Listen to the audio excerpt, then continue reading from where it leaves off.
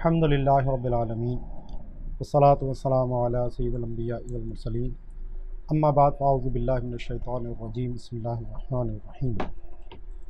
پچھلے درس میں ہم نے توحید باری تعالیٰ کی گفتگو کی تھی اور اس حوالے سے جو سورہ انبیاء کی آیت نمبر 22 ہے اس پر جو کلام تھا کہ اس آیت سے دو قسم کی دلیلیں ثابت ہوتی ہیں، ایک اس کے اشارۃ النص سے اور دوسری عبارۃ النص سے۔ تو جو عبارۃ النص سے تھی اس کے اوپر ہماری گفتگو ہو گئی کہ یہ حجت اقناعی ہے یا حجت قطعی ہے۔ دوسری جو دلیل تھی جو اشارۃ النص سے ثابت ہے، تو اس کی آج ہم گفتگو شروع کرتے ہیں۔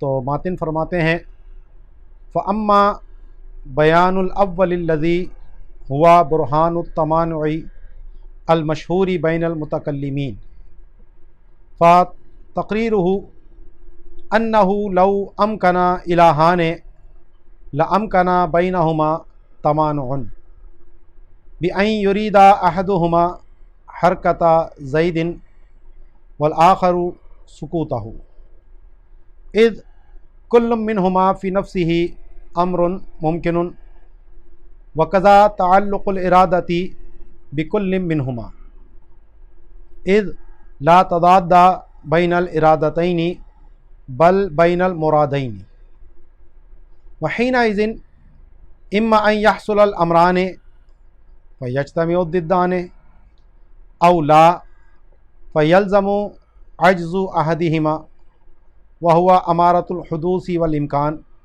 لما فیہ من شائبۃ الاحتیاج فالتعدد مستلزم لامکان التمانع مستلزم للمحال فیکون محالا۔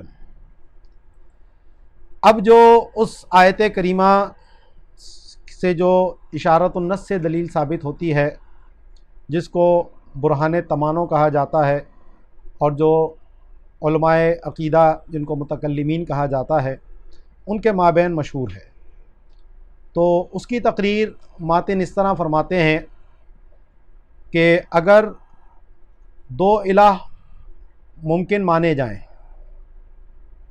تو ان دونوں کے درمیان تمانع کا بھی امکان رہے گا۔ تمانع یعنی ایک دوسرے کے ارادے میں رکاوٹ ڈالنا اور اس کو اس کام سے روکنا،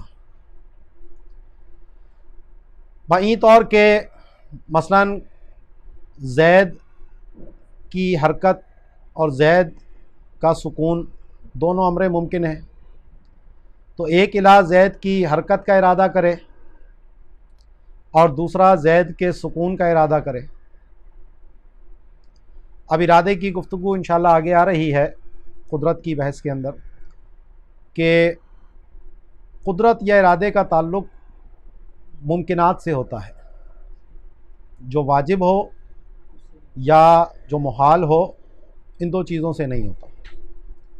تو اب زید کا جو حرکت کرنا ہے یا زید کا سکون ہونا، یہ دونوں چیزیں فی نفسی ہی امر ممکن ہیں۔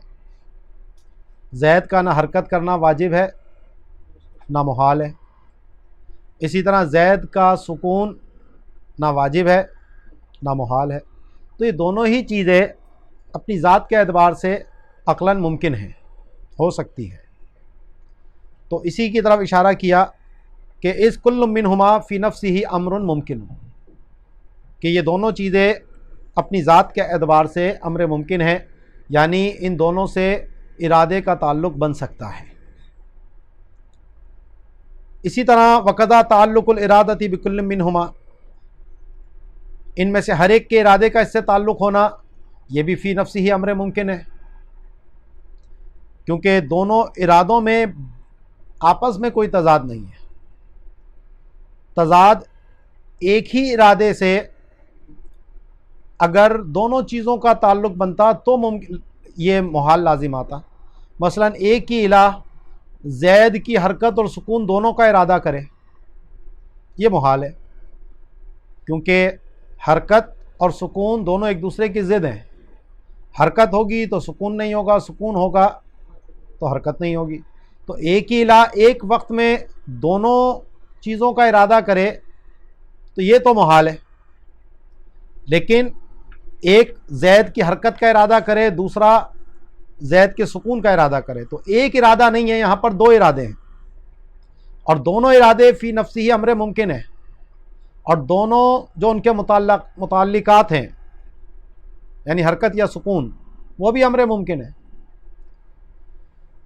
تو اسی لیے اس کی طرف اشارہ کیا کہ وقضا تعلق الارادتی بکل منہما، کہ ہر ایک سے ارادے کا تعلق ہونا یہ بھی امر ممکن ہے، اذ لا تضاد بین الارادتین، دونوں ارادوں میں بظاہر باہم جو ہے کوئی تضاد نہیں ہے، ایک دوسرے کی ضد نہیں ہے وہ، بل بین المرادین، ہاں جو اس سے مراد لی جا رہی ہے، یعنی ایک حرکت لے رہا ہے مراد اور دوسرا سکون لے رہا ہے، تو ان مرادوں میں ضد ہے، دونوں ایک ساتھ نہیں ہو سکتی، لیکن دو ارادے تو ایک ساتھ ہو سکتے ہیں۔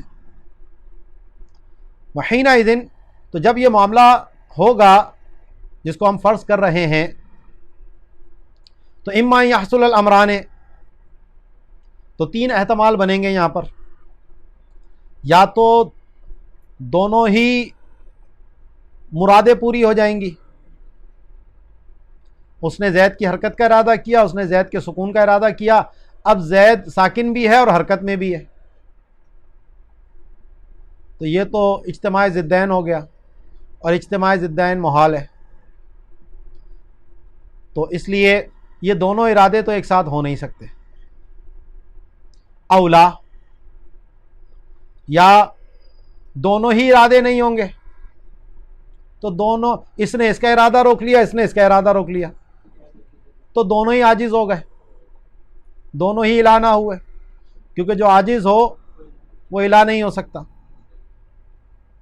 یا پھر ایک کا ارادہ پایا جائے گا، دوسرے کا ارادہ نہیں پایا جائے گا، صرف ایک امر حاصل ہوگا، دونوں امر حاصل نہیں ہوں گے، تو جس کا امر حاصل نہ ہوا اس کا عاجز ہونا لازم ہو گیا۔ ٹھیک ہے، تو فرماتے ہیں کہ فَيَلْزَمُ عَجْزُ أَحَدِهِمَا، تو جس کی مراد حاصل نہ ہوئی اس کا عاجز ہونا لازم ہو گیا، اور یہ جو عجز ہے وہ ہوا امارۃ الحدوث والامکان، یہ حادث ہونے اور ممکن ہونے کی نشانی ہے۔ تو یہ فرض تو یہ کیا گیا تھا کہ وہ واجب الوجود ہے، اور اس میں جو نشانی پائی جا رہی ہے، جو علامت پائی جا رہی ہے، وہ حادث اور ممکن ہونے کی پائی جا رہی ہے۔ کیوں عجز، کیوں حادث اور ممکن ہونے کی نشانی ہے؟ لما فیہ من شائبۃ الاحتیاج، کیونکہ اس میں احتیاج کا شائبہ پایا جاتا ہے۔ وجہ اس کی یہ ہے کہ یہ محتاج ہو رہا ہے، کہ اس کی مراد کا حصول اس چیز پر موقوف ہے کہ دوسرا والا جو ہے وہ اس کی مزاحمت نہ کرے۔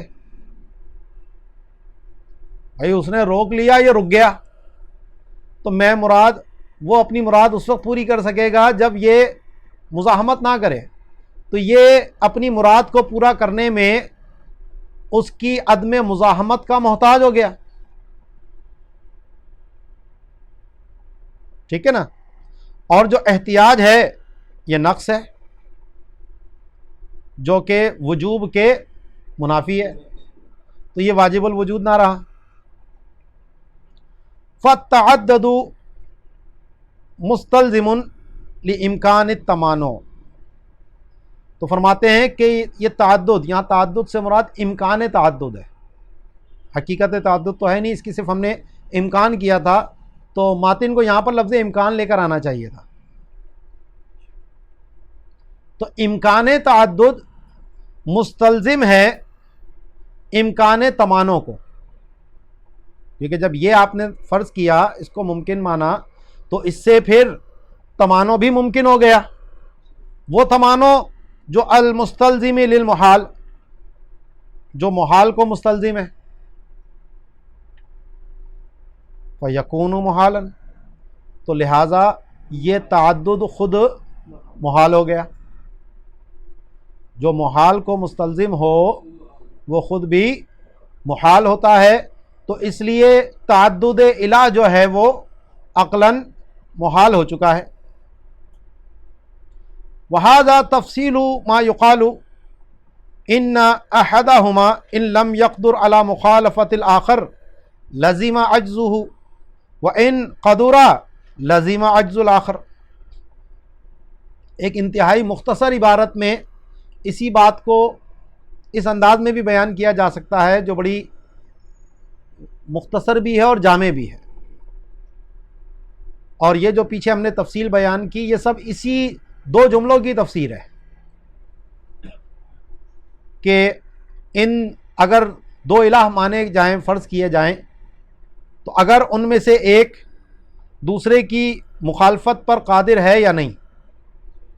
اگر وہ مخالفت پر قادر نہیں تو عاجز ہو گیا، اور جو عاجز ہے وہ الہ نہیں.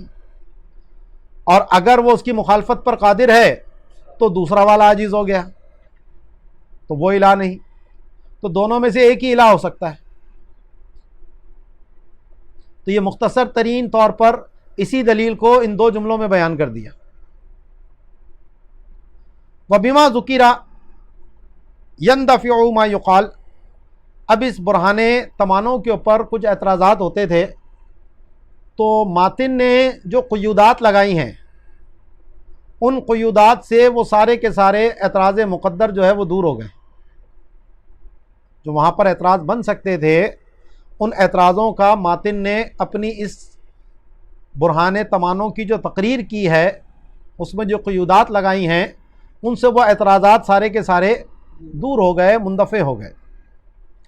اعتراضات کیا تھے کہ انہ یجوز ان یتفقا من غیر تمانع. جناب اس پر بھی تو عقلاً یہ بھی تو کہتی ہے کہ وہ دونوں بغیر آپس میں مزاحمت کیے اتفاق کر لیں.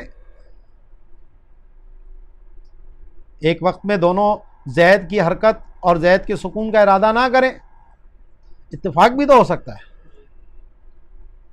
بالکل جناب ہو سکتا ہے، عقلاً یہ کوئی محال تو نہیں ہے.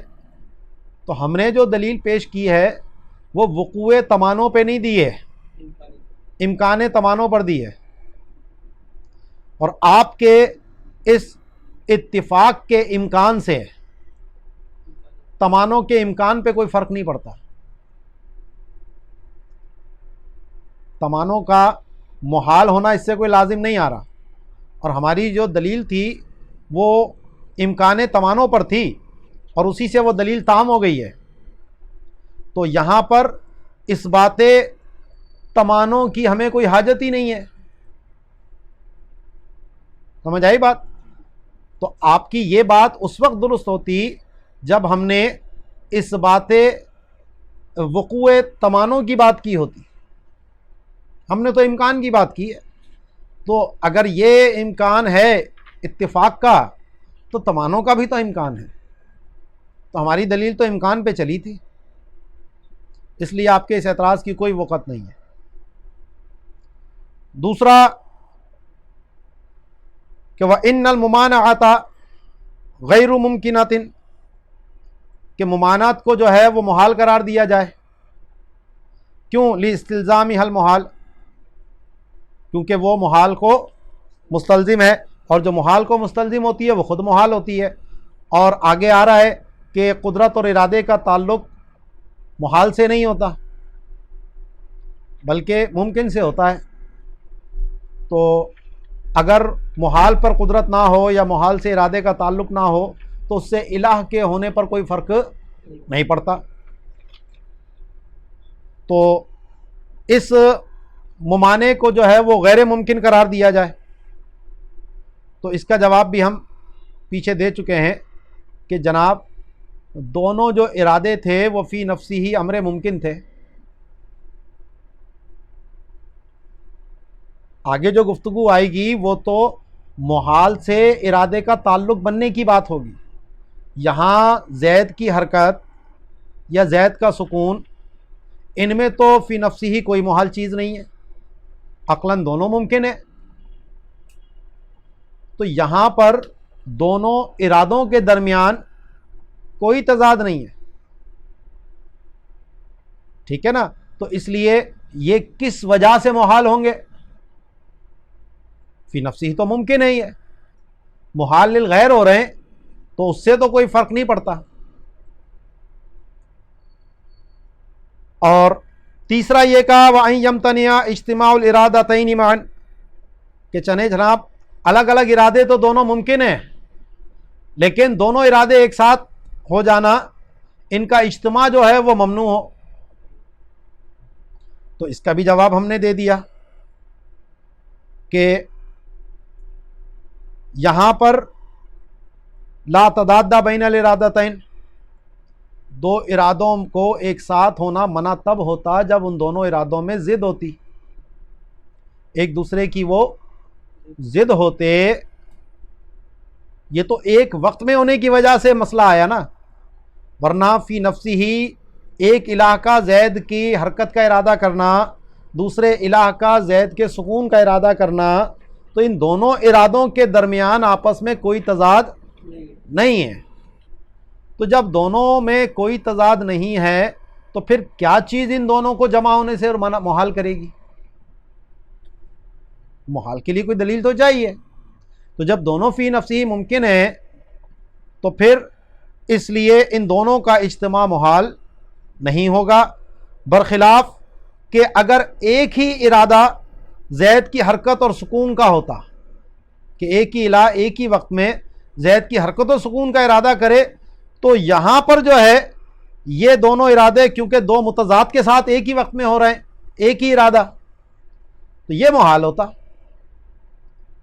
تو اس کا جواب بھی ہم پیچھے دے چکے ہیں کہ دونوں ارادوں میں کوئی تضاد نہیں ہے، تو اس لیے ان کا اجتماع بھی محال نہیں ہوگا۔ یہ یہاں پر برہان تمانوں کی دلیل مکمل ہو گئی ہے۔ اب وہ جو پیچھے علامہ سعد الدین تفتزانی رحمہ اللہ تعالیٰ پر اعتراضات ہوئے تھے کہ انہوں نے اس دلیل کو حجت اقناعی کہا تھا، تو اس پر ان کے دور میں بھی اس پہ ٹھیک ٹھاک جو ہے وہ شور و غوغا مچا تھا، اعتراضات ہوئے تھے۔ تو اسی بات کو پھر آگے ماتن دوبارہ اس کو پیچھے سے جوڑتے ہیں، تو فرماتے ہیں وقال ابن ابی شریفی فی شرح المسایرتی،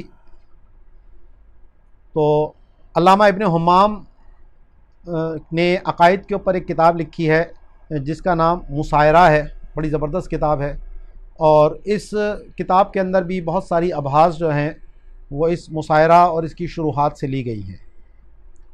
تو پھر انہوں نے اس پہ جو شرح لکھی اس کا نام مسامرہ ہے۔ تو اس مسامرہ کے اندر علامہ ابن ابی شریف فرماتے ہیں کہ فَإِنَّ بَعْدَ مُعَاصِرِ المولا سعد الدین وهو شیخ عبد اللطیف الکرمانی قد صدر منه تشنیع بلیغ على قوله في شرح العقائد الآیۃ حجۃ اقناعیۃ والملازمۃ عادیۃ لا عقلیۃ والمعتبر في البرہان الملازمۃ العقلیۃ، واستند هذا المعاصر في تشنيعه إلى أن صاحب التبصرة كفر أبا هاشم بقدحه في دلالة الآية۔ تو علامہ ابن ابی شریف نے ذکر کیا کہ حضرت سعد الدین تفتزانی رحمہ اللہ کے جو معاصر تھے شیخ عبد اللطیف کرمانی، وہ بھی ایک بہت بڑے عالم تھے، تو انہوں نے جو علامہ تفتزانی نے شرح عقائد کے اندر یہ بات کہی تھی کہ یہ جو آیت ہے وہ حجت اقناعی ہے، اور مقدم اور تالی کے درمیان جو لزوم کا تعلق ہے وہ عادی ہے، عقلی نہیں ہے، اور برہان کے اندر ملازمت عقلیہ کا اعتبار ہوتا ہے، عادیہ کا اعتبار نہیں ہوتا۔ تو اس پر انہوں نے بہت شدید قسم کی تنقید کی اس عبارت کے اوپر، اور انہوں نے دلیل کے طور پر کہ یہ بات بہت غلط کہی ہے علامہ تفتزانی نے، دلیل کے طور پر انہوں نے یہ بات پیش کی کہ اسی طرح کی گفتگو ایک معتزلی جس کا نام ابو ہاشم تھا، اس نے بھی آیت کے دلالت کے حوالے سے یہی قسم کی بات کہی تھی۔ تو جو صاحب تبصرہ ہیں علامہ ابو المعین نصفی، جن کا انتقال 508 ہجری میں ہوا، تو انہوں نے اس بنیاد پر کہ ابو ہاشم نے آیت کو قطعی قرار نہیں دیا تھا تو اس کی تکفیر کر دی تھی۔ صاحب تبصرہ ابو المعین نصفی نے ابو ہاشم معتزلی کی اس بنیاد پر تکفیر کی کہ اس نے اس آیت میں ملازمت کو قطعی نہیں کہا تھا، ظنی کہا تھا اس نے بھی۔ تو یہی بات علامہ تفتزانی نے کہی،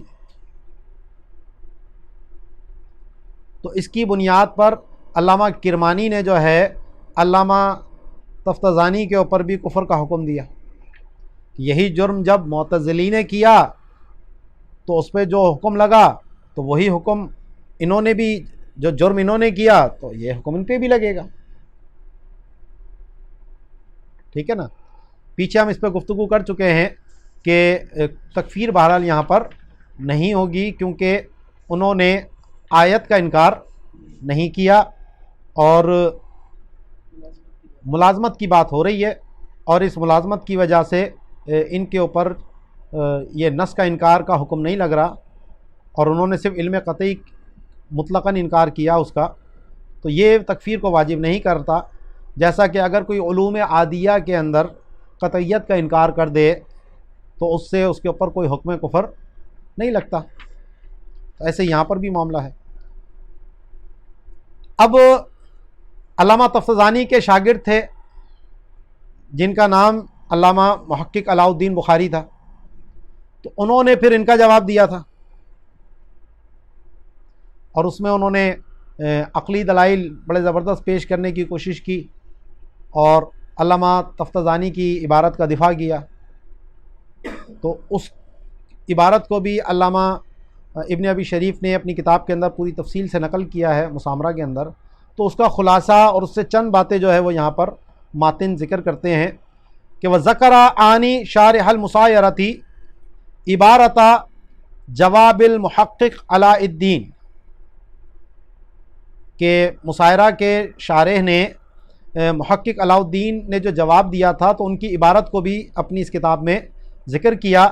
وفیہ، اور اس کے اندر یہ بات تھی کہ وَأَمَّا الْبُرْهَانُ الْقَطْعِي الْعَقْلِيُّ الْمَدْلُولُ عَلَيْهِ بِطَرِيقِ الْإِشَارَةِ فَهُوَ بُرْهَانُ التَّمَانُعِ الْقَطْعِيُّ بِإِجْمَاعِ الْمُتَكَلِّمِينَ الْمُسْتَلْزِمِ لِكَوْنِ مَقْدُورٍ بَيْنَ قَادِرَيْنِ وَلِعَجْزِهِمَا أَوْ أَحَدِهِمَا عَلَى مَا بُيِّنَ فِي عِلْمِ الْكَلَامِ، کہ جو برہان قطعی عقلی جس کی اوپر قرآن نے بطریق اشارہ دلالت کی ہے، اور وہ برہان تمانو ہے جو کہ تمام متکلمین کا اس پہ اتفاق ہے کہ وہ قطعی ہے۔ یہاں پر اعراب قطعی کے نیچے کسرہ لگا ہوا ہے، یہ یہاں پر قطعی ہونا چاہیے۔ ٹھیک ہے جی۔ فَهُوَ الْبُرْهَانُ التَّمَانُ الْقَطْعِيُّ، تو وہ برہان تمانو جو ہے وہ قطعی ہے۔ المستلزم، اور یہ برہان تمانو جو مستلزم ہے کہ دو قادروں کے درمیان مقدور ہو سکے کوئی چیز، جیسے زید کی حرکت و سکون، اور یا تو دونوں کا عجز کو وہ مستلزم ہے یا ایک کے عجز کو مستلزم ہے، یہ یہاں پر لام ہونا چاہیے تھا، اس کا عطف جو ہے لکون پہ پڑ رہا ہے۔ جی کسرہ یہ صحیح نہیں ہے نا، وہ برہان تمانو مستلزم ہے کہ دو قادروں کے درمیان ایک چیز مقدور ہو اور یا تو دونوں عاجز ہوں اس سے، اس مقدور کو کرنے سے، یا ایک عاجز ہو. تو یہاں متن کے اندر لام موجود نہیں ہے، وہ رہ گیا ہے، ٹھیک ہے، اور مستلزمی پہ اعراب بھی جو ہے وہ کسرہ کا لگا ہے، تو یہ دونوں مرفوع ہوں گے، جیسا کہ علم الکلام میں اس کو بیان کیا گیا. وکلاہما محالان عقلاً علی ما بینا فیہ ایدن، تو دونوں کا عاجز ہونا یا ایک کا عاجز ہونا یہ اس وجہ سے ہو رہا تھا کہ تعدد الہ مانے جا رہے تھے، تو اس لیے یہ بھی کیا ہو گئے، محال ہے، جیسا کہ وہاں پر اس کو بیان کر دیا گیا. پھر شارح نے آخر تک جو ان کی عبارت نقل کی، تو پھر آگے فرماتے ہیں شارح یعنی ابن ابی شریف، ولا یخفى بعد معرفت ما قررناہ من کلام شیخنا وجہ رد قول ھذا المجیب ان الآیۃ دلیل خطابی ای ظنی،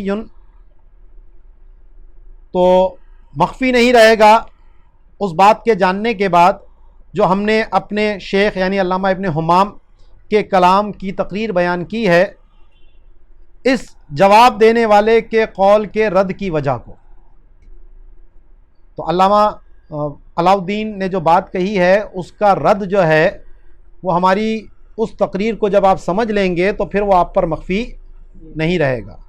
اور وہ تقریر پیچھے وہی تھی کہ جناب جو ملازمت عادیہ سے بھی علم یقینی حاصل ہوتا ہے، ظنی حاصل نہیں ہوتا.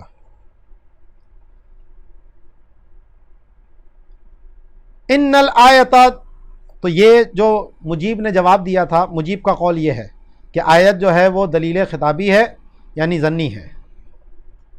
وَعْلَمْ أَنَّهُ قَدْ وَقَعَ لِلْمَوْلَى سعد الدین فی اواخر شرح العقائد ما ینافی بظاہرہ کلامہ فی اوائلہ ویوافق کلام شیخنا.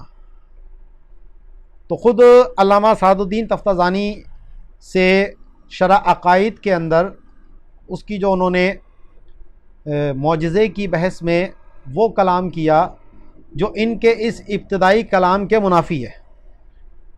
یہاں تو کہا کہ علوم یہ عادت کے ذریعے جو علم حاصل ہوتا ہے وہ ظنی ہوتا ہے، اور آگے معجزے کی بحث میں انہوں نے وہ بات کہی جو اس کے مخالف ہے، اور جو علامہ ابن حمام نے بات کہی اس کے موافق ہے کہ عادت سے بھی علم یقینی حاصل ہوتا ہے. تو ہمارے کلام شیخ کے کلام کے وہ موافق ہے. فَإِنَّهُ قَالَ فِي الْكَلَامِ عَلَى الْمُعْجِزَةِ مَا نَصُّهُ، کہ انہوں نے معجزے کی بحث کے اندر یہ بات کہی جس کے الفاظ یہ ہیں کہ وَعِنْدَ ظُهُورِ الْمُعْجِزَةِ يَحْصُلُ الْجَزْمُ بِصِدْقِهِ بِطَرِيقِ جَرْيِ الْعَادَةِ بِأَنَّ اللَّهَ يَخْلُقُ الْعِلْمَ بِصِدْقِ عَقِيبَ ظُهُورِ الْمُعْجِزَةِ. انتہا عبارتہ، کہ معجزے کے ظاہر ہونے کے وقت اس کے سچے ہونے پر جزم حاصل ہو جاتا ہے کہ یہ سچا ہے معاملہ. کس طور پر؟ کہ اللہ کی یہ عادت جاری ہے. یہاں عادت سے مراد عادت اللہ ہے.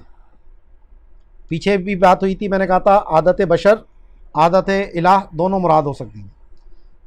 تو اللہ کی یہ عادت جاری ہے، سنت الہیہ ہے یہ، کہ وہ معجزے کے ظہور کے فوراً بعد اس کے سچے ہونے کا علم پیدا فرما دیتا ہے.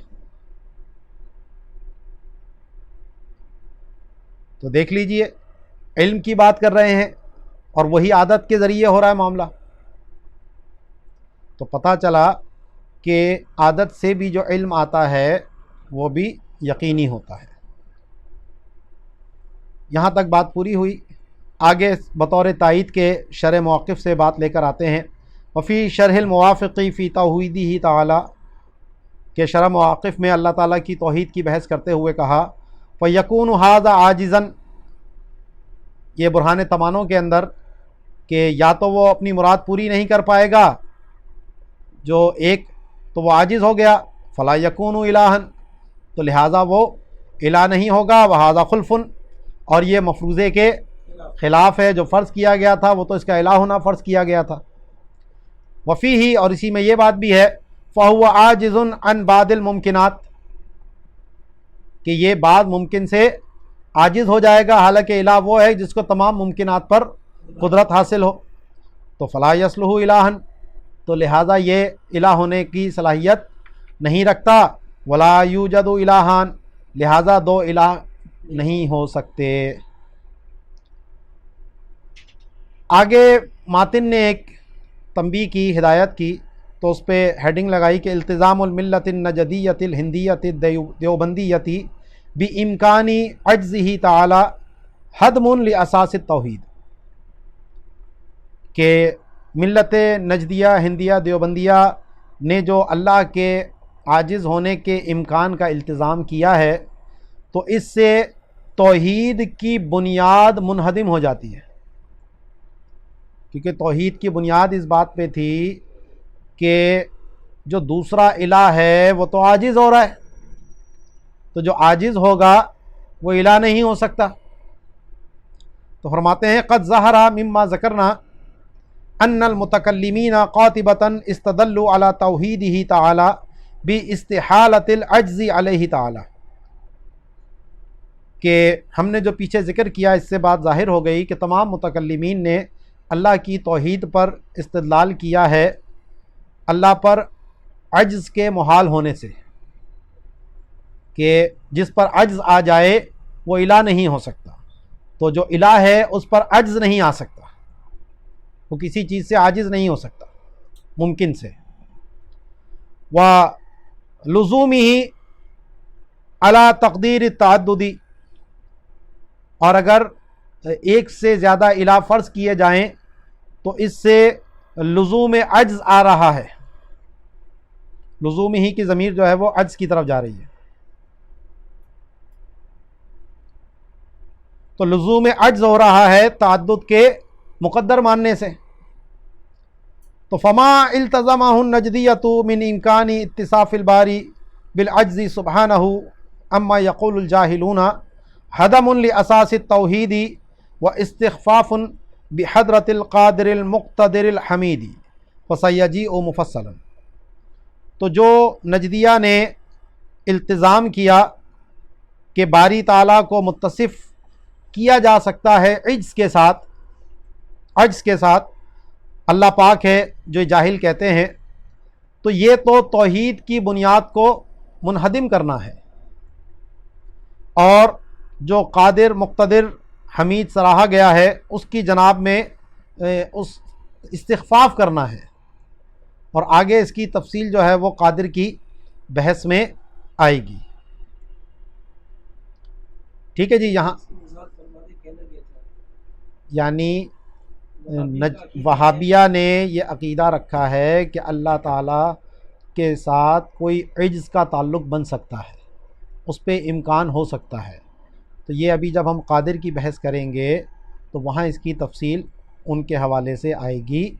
تو یہاں سے انہوں نے ایک بنیاد یہ ضمنی فائدہ یہ دیا کہ الہ پر عجز مان لینا اس سے تو توحید ہی کی نفی ہو جاتی ہے، تو انہوں نے جو یہ بات کہی تو اس سے کتنا بڑا توحید کی بنیاد کو گرا دینا پایا جا رہا ہے۔ یہ صرف ایک تنبیہ انہوں نے یہاں پر کی، آگے کیونکہ تفصیل آئے گی تو اس لیے اس کو وہاں ہم دیکھ لیتے ہیں۔ جی اللہ قائم بنفسہ، اب پانچویں جو بحث ہے کہ جس کا اللہ کے لیے ماننا ضروری ہے کہ انہ قائم بنفسہ، کہ اللہ تبارک و تعالی اپنی ذات کے ساتھ قائم ہے۔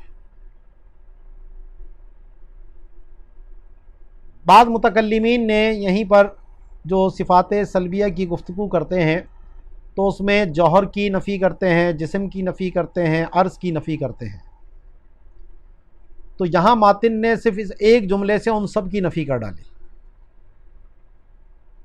کیونکہ عرض جو ہے وہ تو اپنے قیام میں غیر کا محتاج ہوتا ہے، ٹھیک ہے، اور جوہر جو ہوتا ہے وہ یا جسم جو ہوتا ہے وہ تحیز کا محتاج ہوتا ہے، ایک محل کا محتاج ہوتا ہے جس کے اندر وہ حلول کیے ہوئے ہوتا ہے۔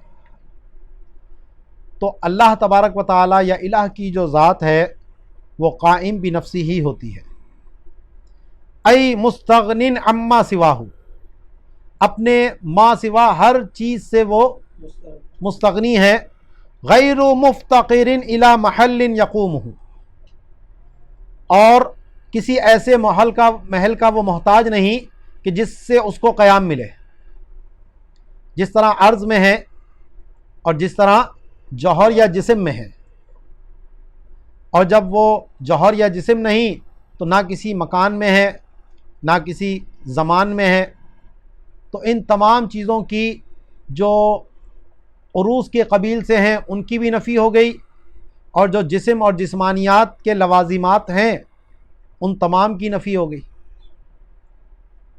اس ایک اختصار سے انہوں نے سب چیز کو ختم کر ڈالا کہ وہ قائم بنفسی ہی ہے، یعنی اپنے ما سوا سے مستغنی ہے اور کسی ایسے محل کا محتاج نہیں کہ جس سے اس کو قیام ہو۔ وَإِلَّا، اگر قائم بنفسی ہی نہ مانیں آپ تو لَكَانَ صِفَةً، تو وہ تو واجب الوجود پھر صفت ہو جائے گا، وَلَيْسَ كَذَلِكَ، اور یہ ہو نہیں سکتا۔ کیوں؟ اِذِ الصِّفَةُ لَا يَقُومُ بِهَا صِفَةٌ، کیونکہ صفت کے ساتھ مزید کوئی اور صفت قائم، قیام العرض بالعرض نہیں ہو سکتا، قیام المعنی بالمعنی نہیں ہو سکتا، ٹھیک ہے نا؟ تو صفت بھی ایک معنی ہے، تو معنی کے ساتھ دوسرا معنی کا قیام نہیں ہو سکتا، وہ تو محال ہے۔ تو وَلَيْسَ كَذَلِكَ، اِذِ الصِّفَةُ لَا يَقُومُ بِهَا صِفَةٌ وَهُوَ سُبْحَانَهُ تَعَالَى مُتَّصِفٌ بِالصِّفَات، اور اللہ کی ذات جو ہے وہ تو صفات کے ساتھ متصف ہے۔ اب ان صفات کی کیفیت میں اختلاف ہے، لیکن صفات ہیں وہ تو معتزلہ بھی مانتے ہیں، کس طرح ہے وہ مسئلہ الگ ہے، لیکن صفات تو وہ بھی مان رہے ہیں، ٹھیک ہے نا؟ یا جو کرامیہ ہیں وہ بھی مان رہے ہیں، وہ حادث کہہ کر مان رہے ہیں، یا دیگر اور جو فرقے ہیں تو مان تو رہے ہیں۔ تو اگر قائم بنفسی ہی نہ مانا جائے تو پھر صفت مانا جائے گا، اور صفت مانا جائے تو پھر صفت کی صفت نہیں ہو سکتی، حالانکہ صفات تو سب مان رہے ہیں، تو اس لیے وہ صفت نہیں ہے۔ وَلَا إِلَى مُخَصِّصٍ يُوجِدُهُ أَوْ يُمِدُّهُ، اس کا عطف پیچھے پڑ رہا ہے الی محل پہ، اے غیر مفتقر الی مخصص، کہ وہ کسی مخصص کا بھی محتاج نہیں ہے کہ جو اس کو وجود بخشے یا اس کے وجود کو بقا دے، ایجاد ہو یا امداد ہو، وہ دونوں سے مستغنی ہے۔ اذ، کیوں؟ اس کی دلیل، اذ وجب لہ الوجود والقدم والبقاء ذاتا و صفات، کیونکہ اس کے لیے تو جناب وجود، قدم اور بقا اس کی ذات اور صفات کے لیے واجب ہے، لازم ہے، وہ تو جو چیز پہلے ہی لازم ہے تو اس کو کسی مخصص کی کیا حاجت، اور اسی طرح اس کا عدم بھی محال ہے تو اسے بقا میں کسی مخصص کی کیا حاجت، تو نہ ایجاد میں وہ محتاج نہ امداد میں وہ محتاج۔ وَهَذَا هُوَ الْغِنَاءُ الْمُطْلَقُ، یہی غناء مطلق ہے کہ جو کسی کا محتاج نہ ہو اور سب اس کے محتاج ہوں۔ والغناء الحقیقی مخصوص به سبحانہ وتعالی، اور یہ جو غناء حقیقی ہے وہ محض اللہ تعالیٰ کے ساتھ ہی خاص ہے، کوئی اور نہیں کہ جو کسی کا محتاج نہ ہو اور سب اس کے محتاج ہوں۔ جس طرح توحید اللہ کی صفت خاص ہے، تو اسی طرح یہ غنائے حقیقی بھی اللہ تعالیٰ کی ہی خاص صفت ہے۔ وَإِنْ وُصِفَ بِهِ غَيْرُ فَمَجَازٌ، اب دیگر کے لیے بھی غنی کا لفظ آیا، ان کو کیا برا لگا کہ اللہ اور اس کے رسول نے غنی کر دیا؟ تو غنی کا اطلاق تو اوروں پہ بھی آتا ہے، تو یہ مجازی معنی ہے، حقیقی معنی صرف اللہ کے لیے ہے۔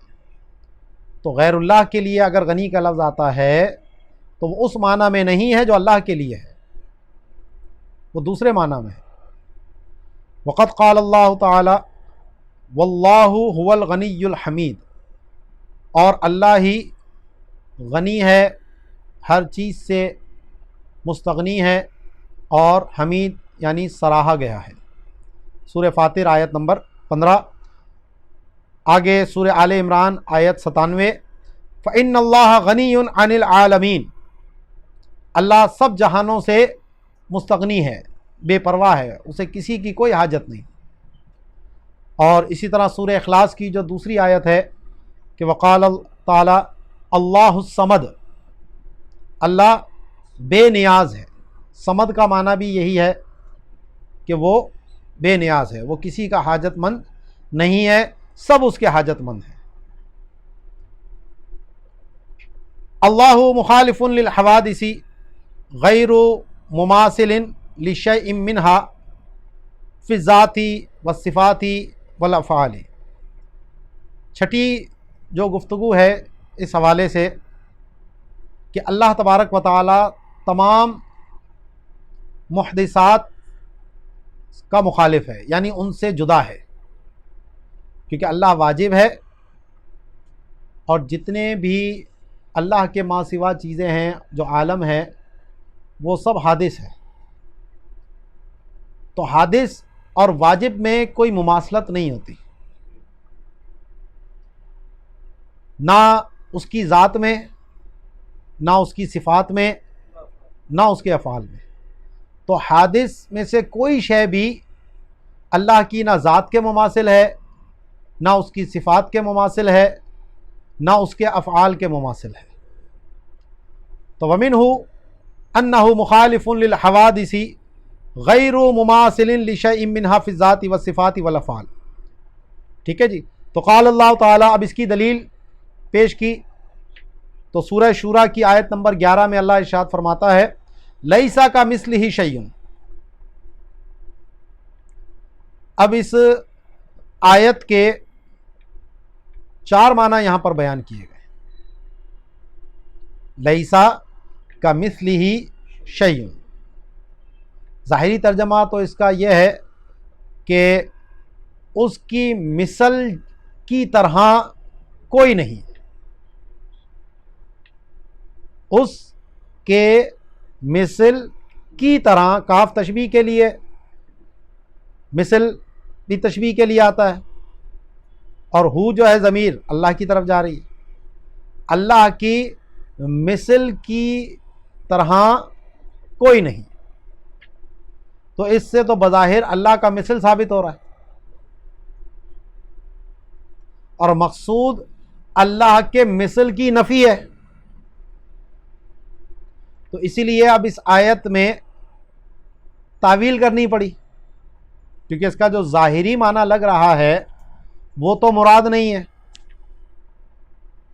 اسی لیے اس کی تعویل کی کہ مطلب کیا ہے یہاں پر۔ تو ایک مراد فرمائی والمراد من مثلہ ذاتہ المقدسۃ،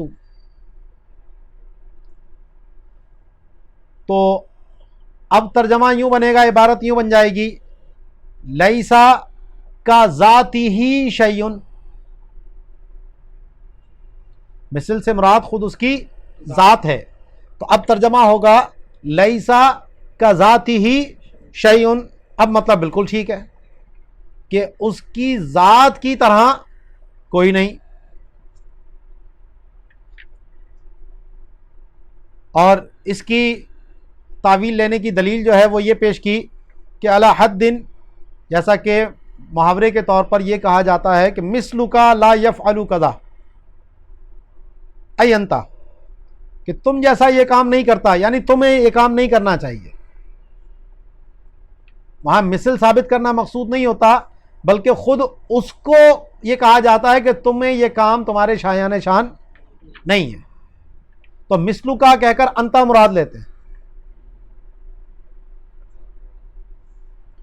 وقیلا، دوسرا قول اس بارے میں کہ مثلہ صفتہ، کہ یہاں مثل سے مراد اللہ کی صفت ہے، تو اب عبارت یوں بنے گی ای لیسا کا صفتی ہی شیئن، کیونکہ اس کی صفت کے مماثل بھی کچھ نہیں۔ ٹھیک ہے، اب یہ مطلب بھی بالکل ٹھیک ہو گیا۔ وقیلا، تیسرا قول ارید بہ المبالغۃ، کہ یہاں پر بطریق کنایا نفی کے اندر مبالغہ کیا گیا ہے۔ وہ کیسے؟ کہ مثل کہتے ہیں اس ذات کو کہ جو اس کے مناسب ہو، اور یسد مصدہ ہو، جو سارے کام یہ کر سکے تو وہ بھی یہ سارے کام کر سکے، تو وہ اس کا مثل ہوتا ہے۔ ایک عالم میں جو صلاحیتیں ہیں اللہ نے جو دیں، اگر دوسرے عالم میں بھی وہ صلاحیتیں ہیں، یہ دنیا سے چلا گیا لیکن دوسرا اس کے قائم مقام آ گیا اور سارے وہ کام اس نے سنبھال لیے، تو کہا یہ اس کا مثل ہو، اللہ نے پیدا کر دیا۔ لیکن اگر ان کاموں میں خلل آ رہا ہے، کسی چیز میں کمی آ رہی ہے، تو کہتے ہیں یار عالم چلا گیا، اپنے مثل بھی کوئی نہیں چھوڑا۔ شاگرد تو چھوڑے لیکن ان جیسا نہیں آیا کہ جو وہ سارے کام کر رہا تھا وہ اس جیسے سارے کام کرتا۔ تو مثل اس کو کہا جاتا ہے کہ جو اس کے مناسب ہو، وَيَسُدُّ مَصَدَّهُ، کہ اس کے تمام کام وہ کر سکے۔ تو اب یہاں پر ترجمہ کیا بنے گا؟ لیسا کا مثلہ شیء، کہ اگر اللہ کی مثل کوئی فرض کی جائے تو اس کی مثل جیسا بھی کوئی نہیں ہو سکتا، تو خود اللہ کی طرح کیسے ہو سکتا ہے؟ یعنی جو نائب تھا اس نائب جیسا کوئی نہیں ہو سکتا، تو اس اصل جیسا کیسے ہو سکتا ہے؟ ٹھیک ہے، تو یہ فرض کر کے کہ اگر اس کا مثل فرض کیا جائے تو اس مثل جیسا بھی کوئی نہیں، چاہے جائے کہ وہ اس جیسا کوئی ہو، اور حالانکہ اس کا تو کوئی مثل ہی نہیں ہے۔ ٹھیک ہے، تو اس طور پر یہ بطریق کنایا مبالغہ ہے۔ تو فرماتے ہیں وقیلا اریدا بہ المبالغۃ، یعنی لو فریدا، کہ اگر اللہ کا مثل فرض کیا جائے، کیف ولا مثل لہ، اور یہ فرض کیسے کیا جا سکتا ہے، اس کا تو کوئی مثل بھی نہیں ہے۔ اور چوتھا قول وقیلا الکاف زائدۃ، کہ اس آیت کریمہ میں جو کاف ہے وہ کیا ہے؟ زائدہ ہے۔ تو اب مطلب بنا لیسا مثلہ شیء۔ تو یہ چار قول آ گئے۔ پہلا کیا آیا کہ مثل سے مراد اس کی ذات ہے، دوسرا آیا مثل سے مراد اس کی صفت ہے، تیسرا یہ کہ یہاں پر مبالغے کے طور پر مثل کی نفی کی گئی، اور چوتھا یہ ہے کہ یہاں پر کاف زائدہ ہے۔ ٹھیک ہے جی، اب اس کی دلیل دی لِأَنَّ کُلَّ مَا سِوَاهُ حَادِثٌ، کیونکہ اللہ کے ما سوا جو کچھ بھی ہے اس کی ذات و صفات کے علاوہ وہ سب حادث ہے۔ فَاسْتَحَالَ أَن يُمَاثَلَ واجب الوجود الثابت قدمہ و بقاؤہ، کہ واجب الوجود جس کا قدم اور بقا ثابت ہے، اس کا کوئی مماثل ہو، کیونکہ باقی چیزیں جب حادث ہیں اور یہ واجب الوجود ہے تو مماثلت تو آ ہی نہیں سکتی۔ قد اجمع المسلمون على كونه تعالی مخالفا لغیرہ علی الاطلاق، اور اس پر تمام مسلمانوں کا اجماع ہے کہ اللہ تبارک و تعالی اپنے غیر کا مخالف ہے، یعنی ان کا غیر ہے مطلق طور پر۔ فہو منزہ عن المثل، اور وہ مثلیت سے پاک ہے، ای المشارکی فی تمام الماہیت والند الذی هو المثل المعارض، یعنی تمام ماہیت میں کوئی اس کے ساتھ شریک ہو یا کوئی اس کا ند ہو، یعنی مثل ہو جو اس کے معارض ہو سکے۔ یہ قرآن میں بھی انداد کا لفظ جو آیا نا تو اس کا واحد ہے یہ ند، ند کا معنی مثل ہونا۔ اب یہاں پر اعلیٰ حضرت نے ایک حاشیہ لگایا تھا کاف کے زائدہ کہنے پر، تو وہ حاشیہ دیکھ لیں۔ تو اعلیٰ حضرت فرماتے ہیں وَأَنَا أَقُولُ يَظْهَرُ لِي وَاللَّهُ سُبْحَانَهُ وَتَعَالَى عَالَمٌ أَنَّ الْآيَةَ الْكَرِيمَةَ كَأَنَّهَا دَعْوَىٰ مَعَ بَيِّنَةٍ، کہ یہ جو آیت کریمہ ہے اس میں دعویٰ بھی ہے اور ثبوت بھی ہے۔ دعویٰ یہ ہے کہ اللہ کے جیسا کوئی نہیں، اللہ کے مثل کوئی نہیں، اور اس کی دلیل بھی اس میں موجود ہے۔ کیسے؟ وذالک انہ سبحانہ وتعالی واجب الوجود، کہ اللہ تعالیٰ واجب الوجود ہے۔ جب واجب الوجود ہے تو فہو مستحیل الانتفاع، تو اس کا عدم محال ہے۔ ولو کان لہ مثل، تو اگر واجب الوجود کا کوئی مثل ہو، لکانا ہوا مثلا مثلی بالضرورت، تو جو واجب الوجود ہے وہ خود اپنی مثل کا مثل ہوگا، کیونکہ یہ دو طرف سے معاملہ ہے نا، یہ اس کی مثل ہوا، یہ اس کی مثل ہوا، دونوں ایک دوسرے کے مثل ہو گئے۔ مماثلت جو ہے دو طرفہ ہوتی ہے، تو اگر واجب الوجود کا کوئی مثل ہوگا تو خود واجب الوجود اس کی مثل ہوگا۔ بھئی میں آپ جیسا ہوں تو آپ میرے جیسے ہوئے، ٹھیک ہے نا، تو دونوں طرف سے ہوگی نا مماثلت۔ تو فرماتے ہیں کہ ولو کان لہ مثل، کہ اگر اس واجب الوجود کے لیے کوئی مثل ہو تو لکانا ہوا مثلا مثلی ہی، تو وہ خود اپنی مثل کے مثل ہو جائے گا بالضرورہ، بدیہی طور پر۔ لیکنہ لا مثل لمثلہ، اب آیت کہتی ہے کہ اس کی مثل کا مثل نہیں۔ آیت کیا کہہ رہی ہے؟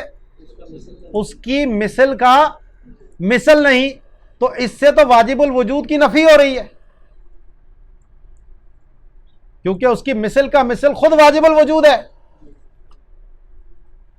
آئی بات سمجھ میں؟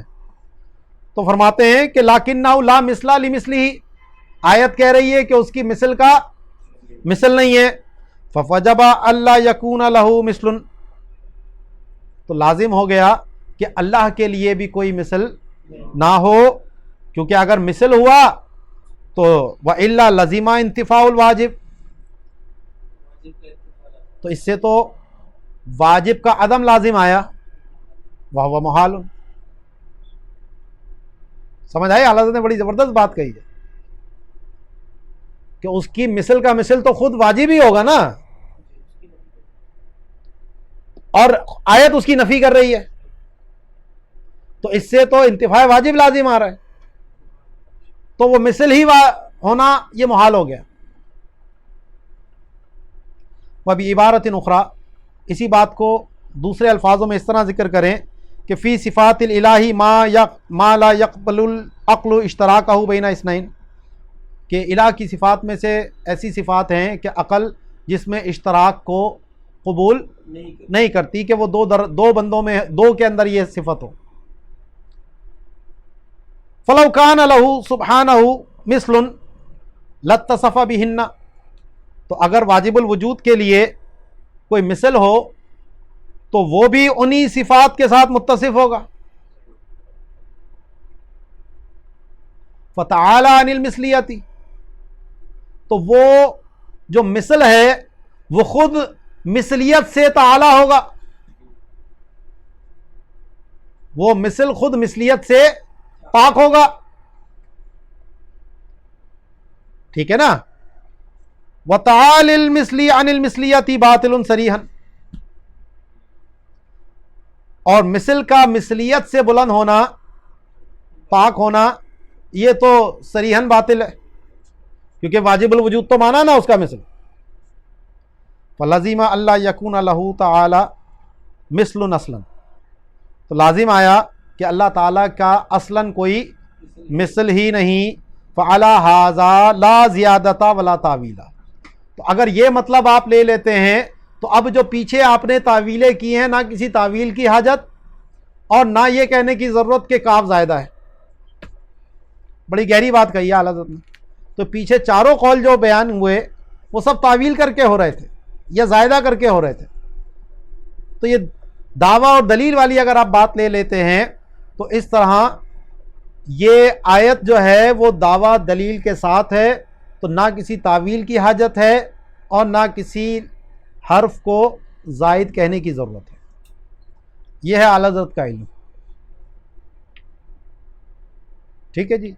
باقی انشاءاللہ اس کو یہیں سے آگے اگلے درس میں کنٹینیو کرتے ہیں. وما علینا الا البلاغ المبین. الحمدللہ رب العالمین والصلاۃ والسلام علی سید الانبیاء والمرسلین. اما بعد، اعوذ باللہ من الشیطان الرجیم. بسم اللہ الرحمن الرحیم. پچھلے درس میں ہم نے توحید باری تعالیٰ کے حوالے سے جو برہان تمانو ہے اس پہ بات کی تھی. پھر اس کے بعد جو اگلی بحث تھی کہ اللہ تبارک و تعالیٰ کی ذات قائم بھی نفسی ہی ہے، اور پھر اگلی ہم نے پڑھی کہ وہ مخالف للحوادث ہے اور اس کے مماثل کوئی شے نہیں.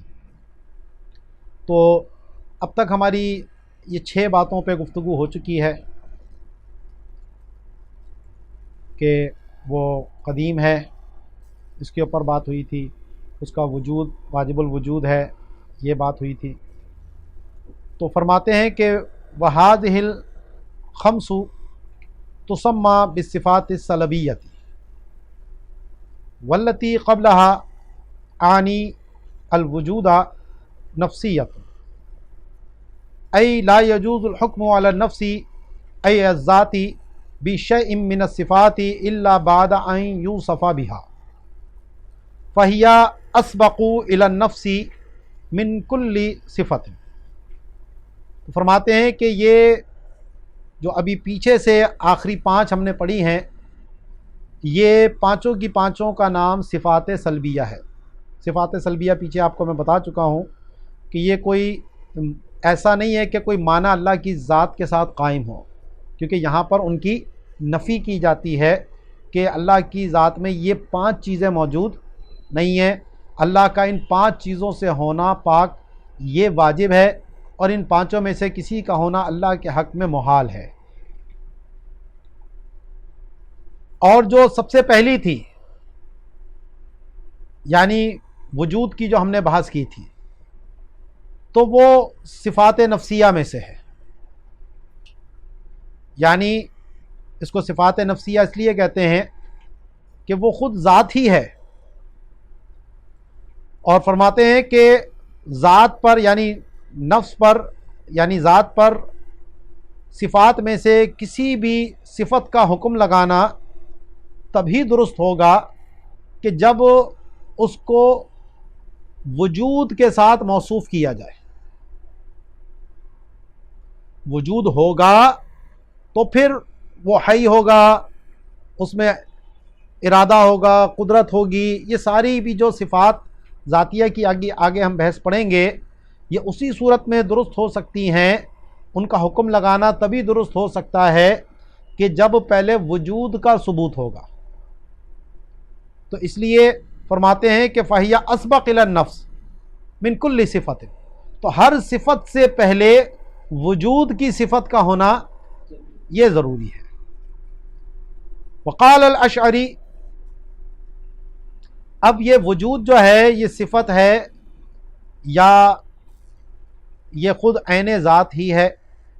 تو اس حوالے سے فرماتے ہیں کہ وقال الاشعری انہ عین الذات، کہ یہ وجود جو ہے یہ ذات سے ہٹ کر کوئی اور شے نہیں ہے، یہ عین ذات ہی ہے، صرف جہت کے اعتبار سے اس کو وجود کہہ دیا جاتا ہے، اور وہی وجود ہی خود ذات ہی ہے۔ ووافقہ الرازی فی المحصل، اور امام فخر الدین رازی نے اپنی جو کتاب محصل ہے تو اس میں اسی بات کی موافقت کی کہ انہوں نے اس کو عین ذات ہی قرار دیا۔ وخالفہ فی غیرہ، لیکن اپنی جو ان کی دوسری کتاب ہے اس میں انہوں نے اس کے برخلاف قول کیا، حیث قال الوجود غیر ذات الموجود فی الحادث والقدیم فیکون من الصفات بلا اشکال۔ تو وہاں انہوں نے کہا کہ چاہے قدیم ہو یا حادث ہو، تو وجود جو ہوتا ہے وہ موجود کی ذات کا غیر ہوتا ہے، یعنی اس کے علاوہ کوئی اور چیز ہوتی ہے جس کو ہم وجود کہتے ہیں، تو اس اعتبار سے یہ صفت ہو جائے گی بلا اشکال۔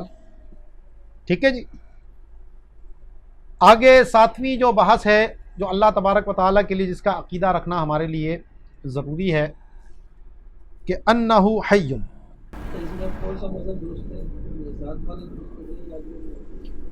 یہ فروعی اختلاف کے اندر چیز آتی ہے، یعنی ثمرہ اختلاف اس کا کوئی ایسا ظاہر ہوتا نہیں ہے، آپ اس کو چاہے ذات کہیں یا چاہے صفات وجودیہ کہیں، صفات معانی سے ہٹ کر اس کو شمار کیا جاتا ہے، اسی لیے جو صفات ذاتیہ ہوتی ہیں وہ 7 یا تکوین کو ملا لو تو 8، اس میں آتا ہے اختلاف، لیکن یہاں اس کو اس میں شمار نہیں کرتے۔ تو آگے فرمایا انہ حی، اللہ تبارک و تعالی حی ہے۔ اتفق العلماء علی کونہ تعالی حیا، اس پہ تمام عقلاء کا اتفاق ہے کہ اللہ تعالی حی ہے، جو واجب الوجود ہے وہ حی ہے، اس پہ فلاسفہ بھی انکار نہیں کرتے، اور جتنے مذاہب کے ماننے والے ہیں وہ بھی انکار نہیں کرتے۔ تو اس لیے میں علماء سے میں نے تفسیر اس کی عقلاء کی ہے، یعنی صرف یہ مسلمانوں کا اتفاق نہیں ہے، علماء جب کہیں تو مسلمان آ جاتے ہیں اس میں، ٹھیک۔ اور واختلفوا فی معنی الحیاتی، لیکن اللہ کے حق میں حیات کا معنی کیا ہے اس کے اندر اختلاف ہے۔ فذهب جمہور اہل سنتی الی انہا صفت وجودیۃ قائمۃ بالذات تقتضی صحت العلم والقدرت لمن قامت بھی۔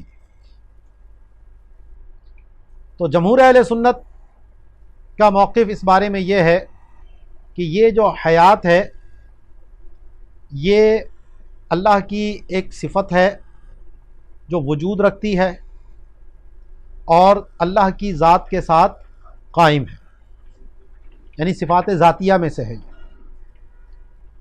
اور اس ذات کا تقاضا یہ ہے،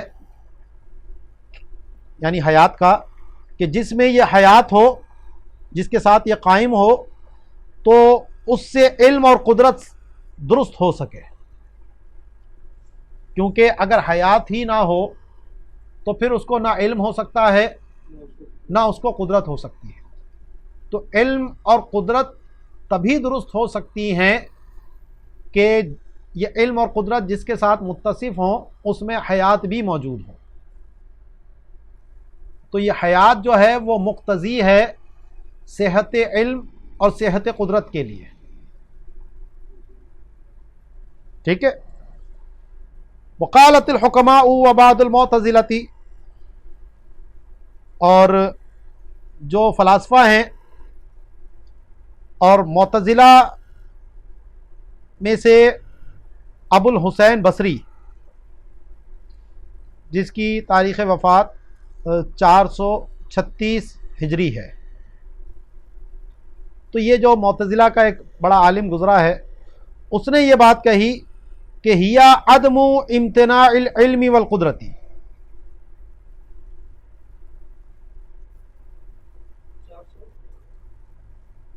436،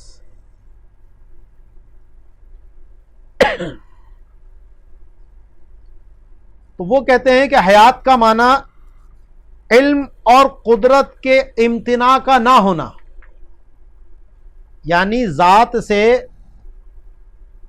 علم اور قدرت جدا نہیں ہو سکتے، تو یہ جو جدا نہ ہونا ہے یہی حیات ہے۔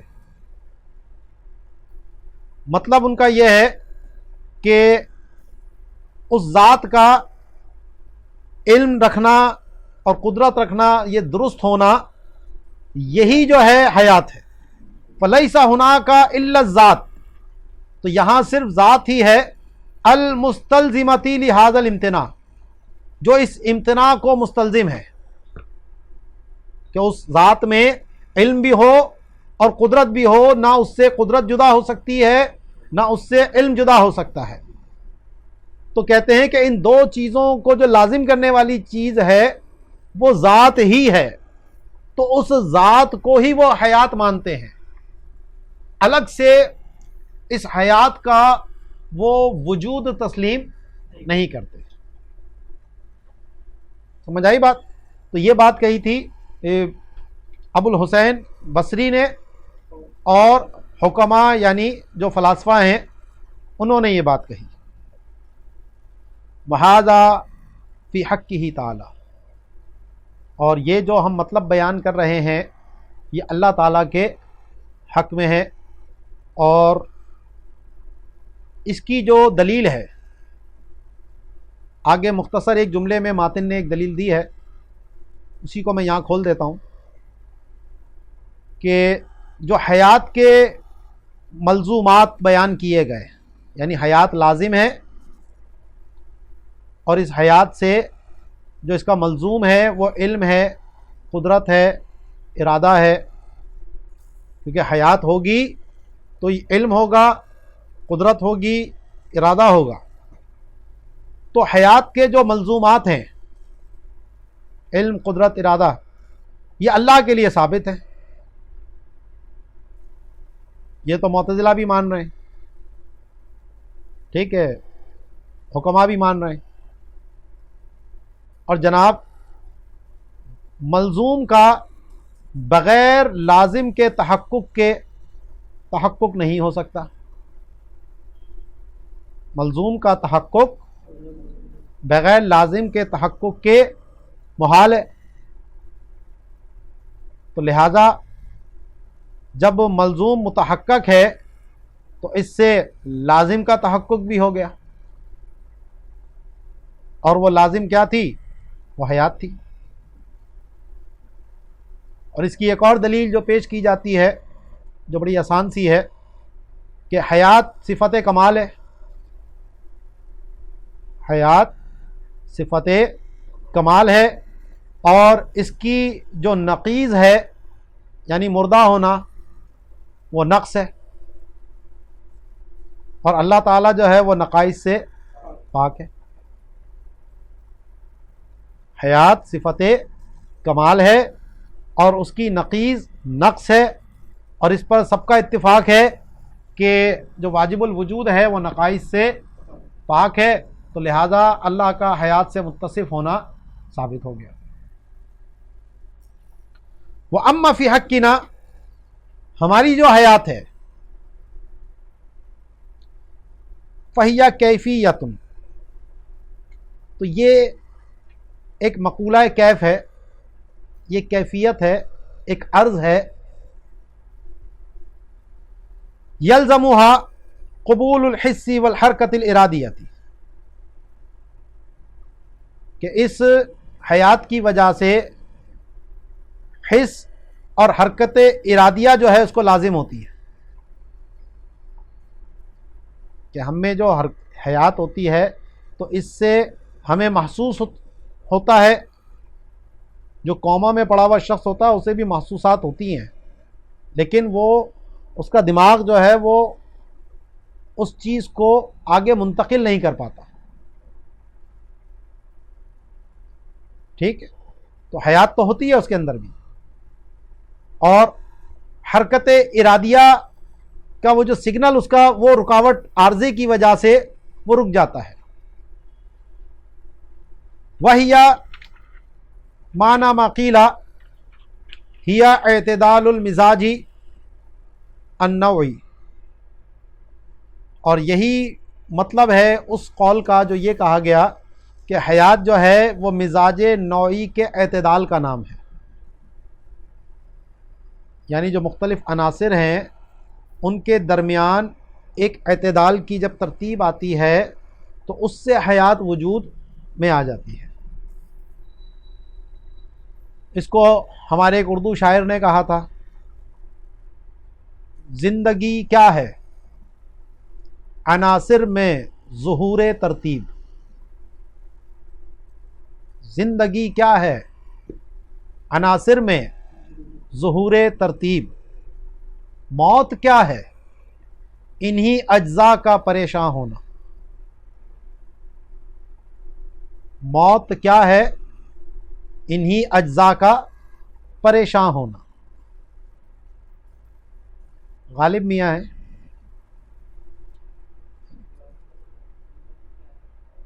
زندگی کیا ہے قوما عناصر میں ظہور ترتیب، موت کیا ہے قوما انہی اجزاء کا پریشاں ہونا. ٹھیک ہے. وَهِيَ مُحَالٌ عَلَى اللَّهِ تعالی، اللہ تعالیٰ کے لیے حیات کا یہ معنی محال ہے، کیونکہ یہ تو کیف ہے، عرض ہے، اور اللہ تعالیٰ کیفیت اور عرض سے پاک ہے، پیچھے ہم بیان کر کے آ چکے ہیں.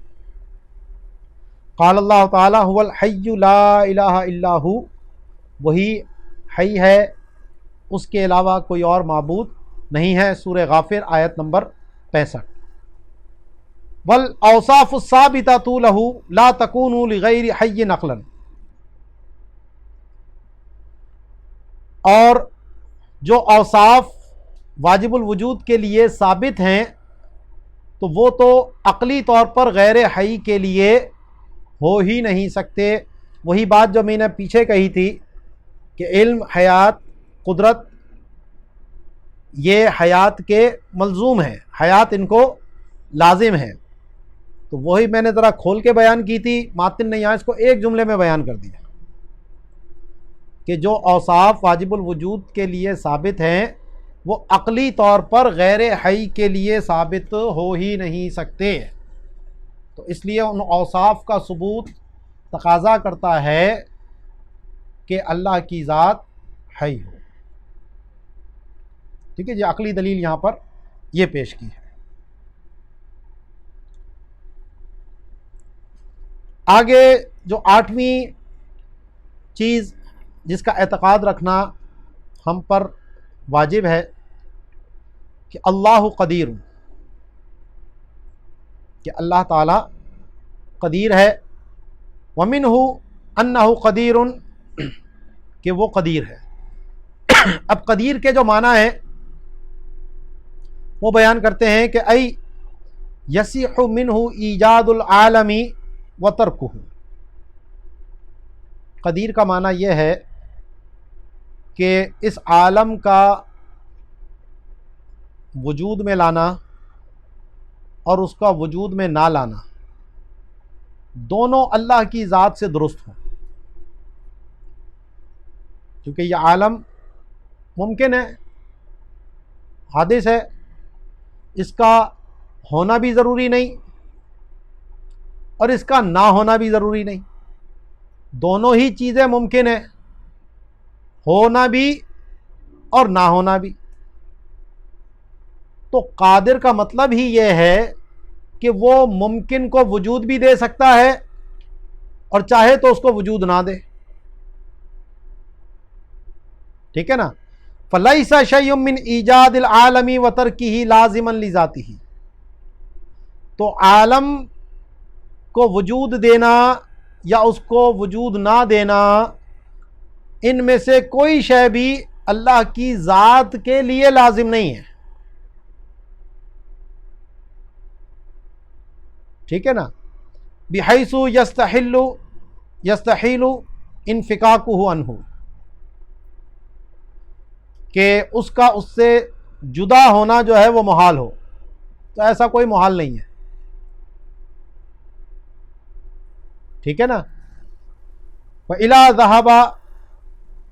هَذَا ذَهَبَ الْمِلِّيُّونَ، اور تمام جو مذاہب الہیہ کو ماننے والے ہیں، مذہب چاہے اسلام ہو، یہودیت ہو، عیسائیت ہو، وہ اس بات کو تسلیم کرتے ہیں کہ اس عالم کا جو وجود آیا ہے وہ اللہ کے اپنے ارادے اور اختیار سے آیا ہے، مجبور ہو کر نہیں ہے، ٹھیک ہے؟ یعنی یہ کوئی مجبوری میں اللہ نے پیدا نہیں کیا، بلا اختیار اس سے یہ کائنات جو ہے وہ وجود میں نہیں آئی ہے، بلکہ اس کے اپنے ارادے اور اختیار سے وجود میں آئی ہے۔ کیونکہ اگر یہ ذات کا لازم ہوتی، جس طرح صفات کا معاملہ ہے، تو صفات کو ہم خلق نہیں کہتے، اگرچہ وہ ذات کے تقاضے سے ہیں، لیکن جو چیز ذات کے تقاضے سے ہو وہ اس سے جدا نہیں ہوتی، اس کا انفکاک محال ہوتا ہے، اس لیے صفات ذات سے جدا نہیں ہو سکتی۔ لیکن یہ جو عالم ہے یہ حادث ہے، اور فی نفسی ہی یہ سب ممکن ہے، اپنی اس کا وجود بھی لازم نہیں اور اس کا عدم بھی لازم نہیں، تو اس لیے دونوں ہی چیزیں اللہ کی ذات کو اس کا اختیار ہے، وہ کر بھی سکتی تھی اور نہ بھی کرے، اس کی مرضی تھی، تو اس نے اس عالم کو اگر وجود بخشا ہے تو اپنے ارادے اور اپنے اختیار سے بخشا ہے، کسی کا جبر سے نہیں بخشا، ٹھیک ہے؟ وقد انکرت الفلاسفۃ القدرۃ بہذا المعنی، فلاسفہ نے قدرت کے اس معنی کا انکار کیا ہے، قدرت مانتے ہیں لیکن یہ معنی نہیں مانتے، معنی میں اختلاف ہے۔ وہ کہتے ہیں کہ ایجادہ العالم علی نظام الواقع من لوازم ذاتہ، کہ اس عالم کو، جو اس نظام جس کو ہم دیکھ رہے ہیں، اس پر یہ ایجاد کرنا، یہ اس کی ذات کے لوازم میں سے ہے، جیسے صفات اس کی ذات کا لازمہ ہے، تو ایسے ہی وہ کہتے ہیں کہ اس عالم کا وجود بھی اس واجب الوجود کے ذات کے لازمے کی وجہ سے، تو جب اس کی ذات کے لازم میں ہے فَيَمْتَنِعُ خُلُوُّهُ عَنْهُ، تو ذات کا اس سے خالی ہونا ممتنع ہو جائے گا، کیونکہ جو ذات کا لازم ہے وہ اس سے جدا نہیں ہوتا۔ وَلَيْسَ هَذَا خِلَافًا مِّنْهُمْ فِي تَفْسِيرِ الْقَادِرِ بِأَنَّهُ الَّذِي إِن شَاءَ فَعَلَ وَإِن شَاءَ لَمْ يَفْعَلْ، ان کا یہ اختلاف لفظ قادر کی تفسیر میں نہیں ہے۔ لفظ قادر کی تفسیر وہ یہی کرتے ہیں کہ چاہے تو کرے اور چاہے تو نہ کرے، وہ قدرت کے اندر بات کرتے ہیں۔ قادر کا معنی وہ بھی یہی مانتے ہیں کہ قادر وہی ہوتا ہے کہ چاہے تو کرے اور چاہے تو نہ کرے، اگر وہ مجبور ہو تو اس کو قادر نہیں کہتے، ٹھیک ہے؟ لیکن قدرت میں وہ بات کرتے ہیں الا انہم زعموا ان مشیۃ الفعل الذی هو الفیض والجود لازمۃ لذاتہ کلزوم سائر الصفات لتواہمہم ان ذلک وصف کمال. تو ان کا گمان یہ ہے کہ فعل کا چاہنا، جس کو وہ لوگ فیض اور جود کہتے ہیں، یعنی اس عالم کو وجود بخشنا، اس فعل کا چاہنا یہ ذات کے لیے لازم ہے.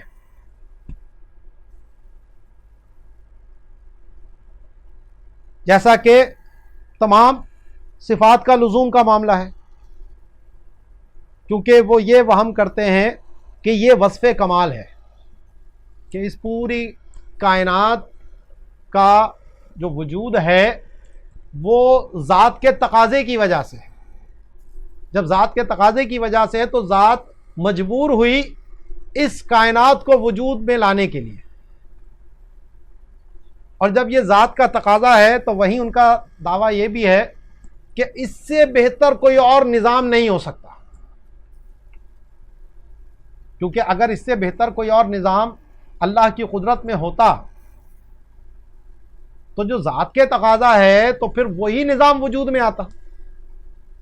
تو ان کا یہ دعویٰ یہ ہے کہ یہ جو ہم نظم و نسق دیکھ رہے ہیں، جو یہ سارے عالم اور کائنات کو ہم دیکھ رہے ہیں، تو اس سے خارج اللہ کا کوئی اور مقدور نہیں ہے، اس سے بہتر اللہ کا کوئی اور مقدور نہیں ہے. کیونکہ جب یہ ذات کا واجب ہوا تو پھر اس کا سب سے بہتر ہونا جو ہے وہ ضروری ہو گیا. سب سے بدی یہی نظام ہے، اس سے ہٹ کر کچھ اور نہیں ہو سکتا تھا. ٹھیک ہے. تو فیض اور جود، فیض ویسے تو پانی کا اپنی جوانب سے بہہ جانا اس کو کہا جاتا ہے فاض الماء. ٹھیک ہے. لیکن جو اصطلاح علماء میں فیض کا اطلاق کیا جاتا ہے علی فعل فاعل یفعل دائما، فاعل کا ایسا فعل کہ جو وہ ہمیشہ کرے، لا لغرض ولا لعوض، اپنے کسی ذاتی مقصد کے لیے نہ ہو، کوئی بدلہ لینے کے لیے نہ ہو. لا لعوض ولا لغرض وذلك الفاعل لا يكون الا دائم الوجود، اور وہ فاعل جو ہے وہ دائم الوجود ہی ہو سکتا ہے. ٹھیک ہے. تو یہ فیض، یہ کائنات جو ہے وہ کہتے ہیں یہ اللہ سے فیض کے طور پر ہے. ٹھیک.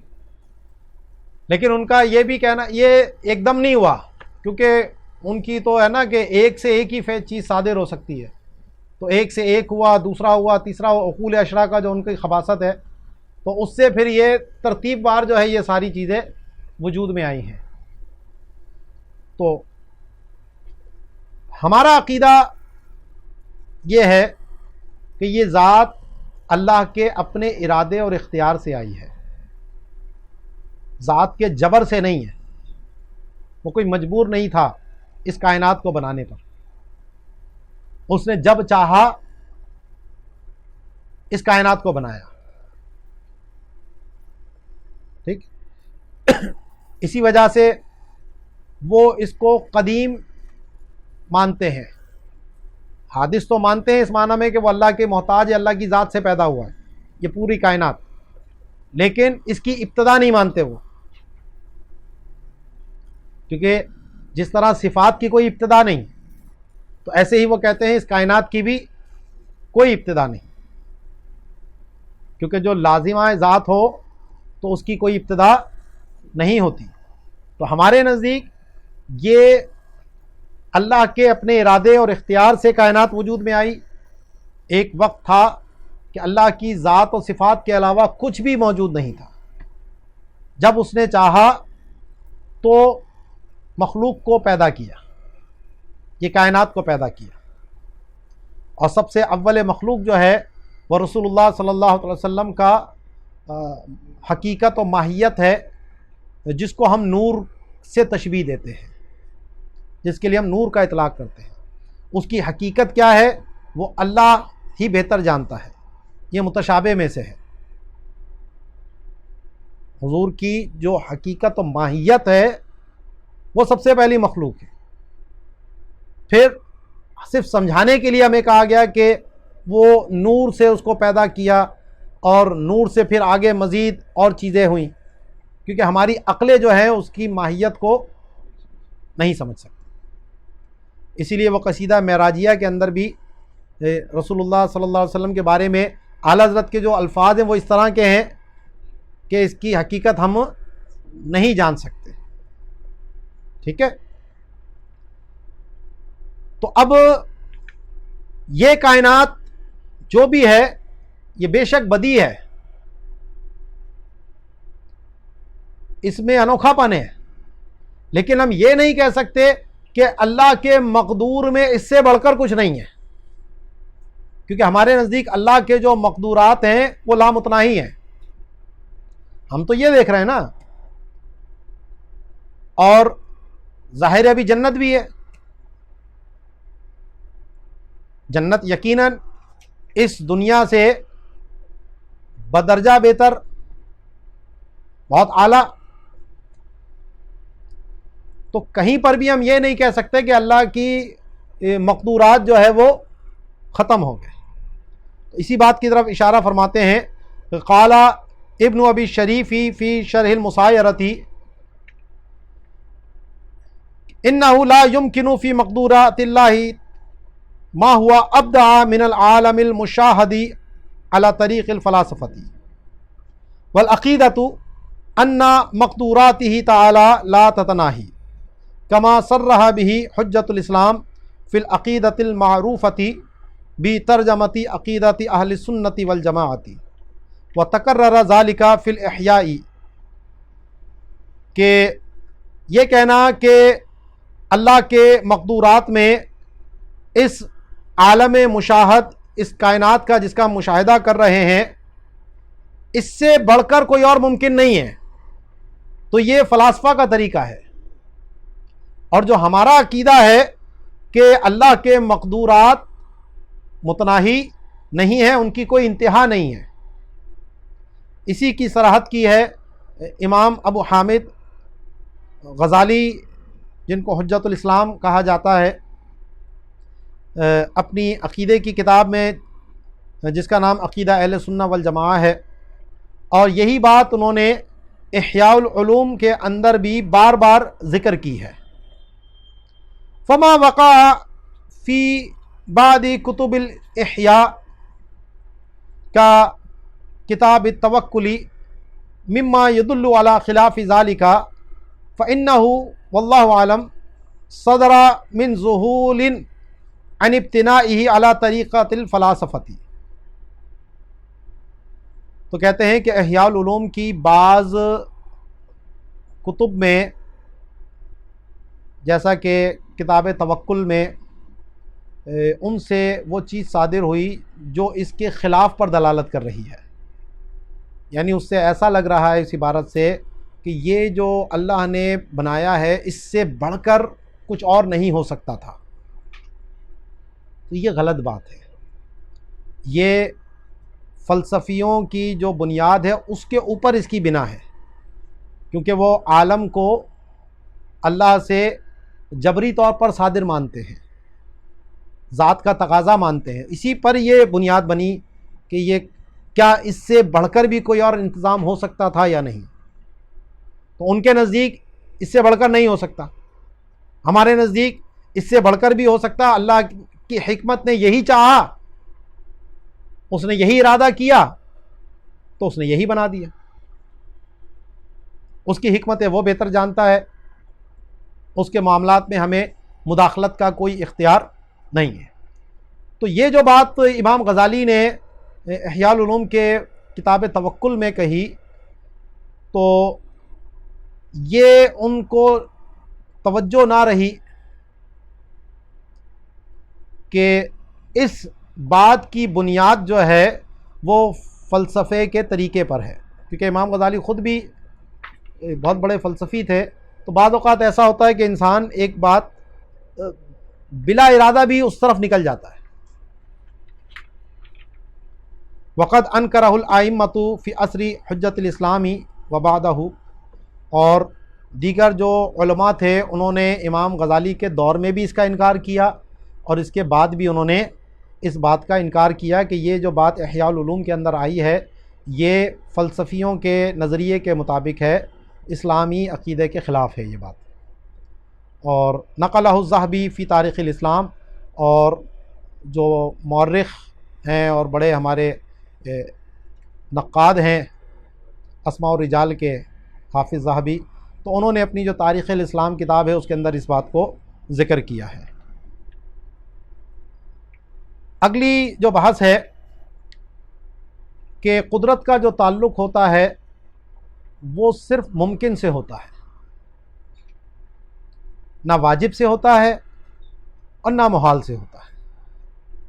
کیوں یہ بات کہی؟ اس سے کیا خرابی لازم آ جائے گی؟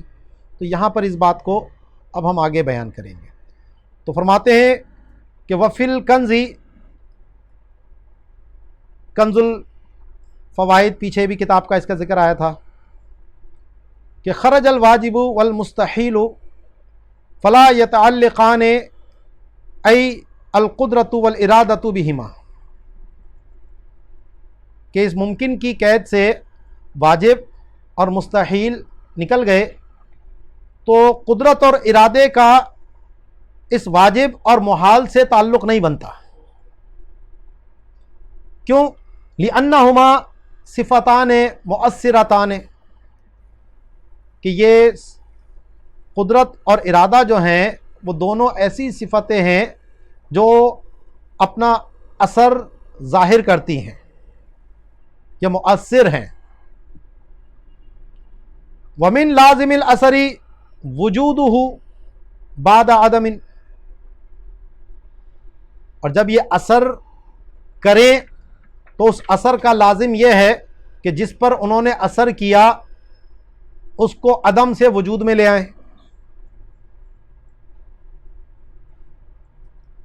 قدرت اور ارادہ جب اثر کریں گی تو اس اثر کا تعلق یہ بنے گا کہ جس سے ان کا تعلق بنے گا تو وہ اس کو عدم سے وجود میں لے آئیں گی۔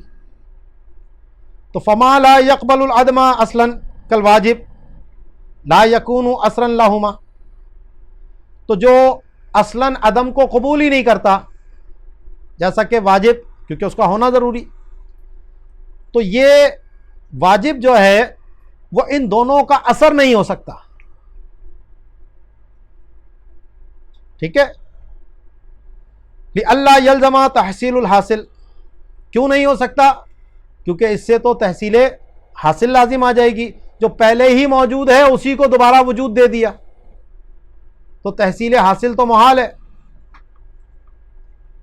ٹھیک ہے؟ وما لا يقبل الوجود کالمستحیل لا يمكن ان يتأثر بهما، اور جو وجود کو قبول ہی نہیں کر سکتا اصلا، محال، تو وہ ان دونوں صفتوں کا اثر قبول نہیں کر سکتا۔ ان يتأثر ای یقبل الاثر، کہ ان کے اثر کو قبول کر لے، صفت قدرت اور صفت ارادہ کو۔ اذ لو امکنا، کیونکہ اگر وہ ان کے اثر کو قبول کر لے تو للزم قلب الحقیقتی، تو اس سے تو قلب حقیقت لازم آ رہی ہے، لسیرورتہ جائزا، کیونکہ محال تھا تو اس کا تو وجود ہو ہی نہیں سکتا تھا، جب اس نے وجود قبول کر لیا تو اب وہ محال کب رہا؟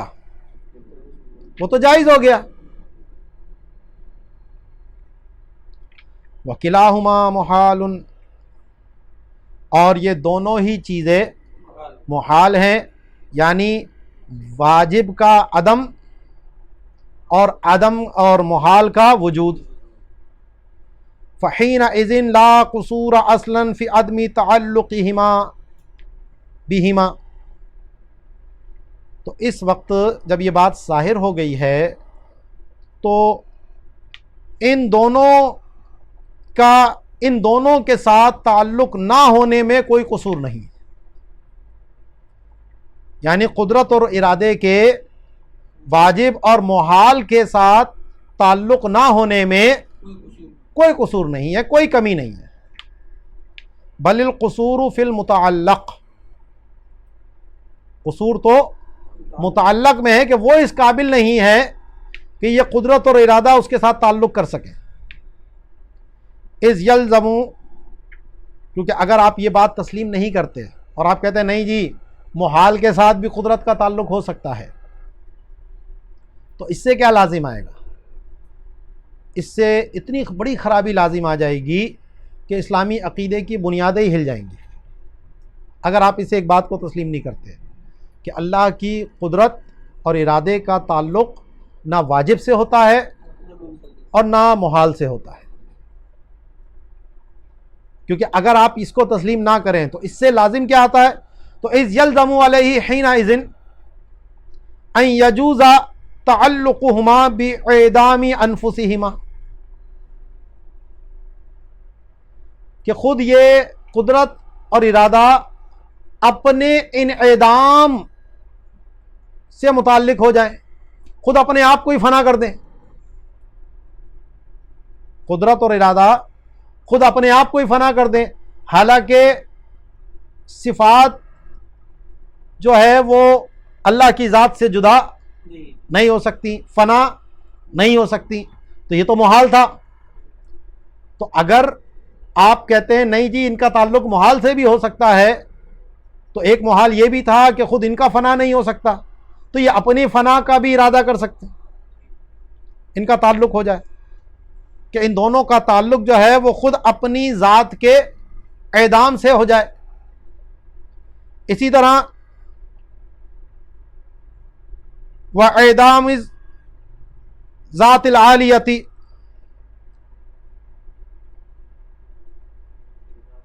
اس کو مرفوع پڑھا ہے، یہ مجرور ہونا چاہیے، بِاعْدَام سے آئے کہ ان دونوں کا تعلق جو ہے وہ ذات عالیہ کے اعدام سے ہو جائے،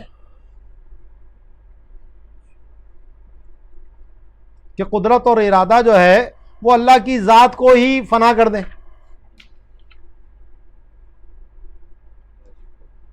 واجب الوجود کو ختم کر دیں.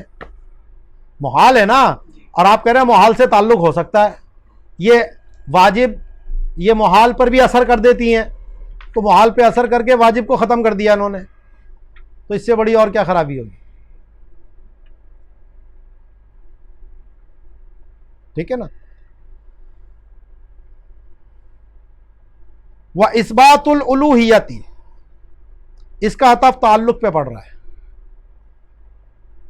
یہ مرفوع ٹھیک ہے. یجوز ان یجوز اثبات الالوہیت، کہ الوہیت ثابت کی جائے لما لا یقبلها من الحوادث، کہ جو حادثات ہیں جو عدم سے وجود میں آئے ہیں، جو الوہیت کو قبول نہیں کر سکتے، ان میں صلاحیت ہی نہیں ہے، ان کے لیے الوہیت ثابت کر دی جائے. یہ بھی محال ہی ہے نا کہ جو حادث ہے اس میں الہ ہونے کی صلاحیت نہیں ہے، وہ محال ہے. حوادث کے ساتھ واجب الوجود کا تعلق، اس وہ صفات اس میں پیدا نہیں ہو سکتی، محال ہے. تو جب قدرت اور ارادہ محال پر بھی اثر پذیر ہو جائیں تو لو جی اس کا مطلب ہے کہ حادث کو بھی الہ بنا دیا. جیسا کہ عیسائیوں نے کہا الوہیت جو ہے وہ 3 میں تقسیم ہو گئی، حالانکہ وہ خود ان کو مخلوق بھی مان رہے ہیں اور الوہیت بھی مان رہے ہیں.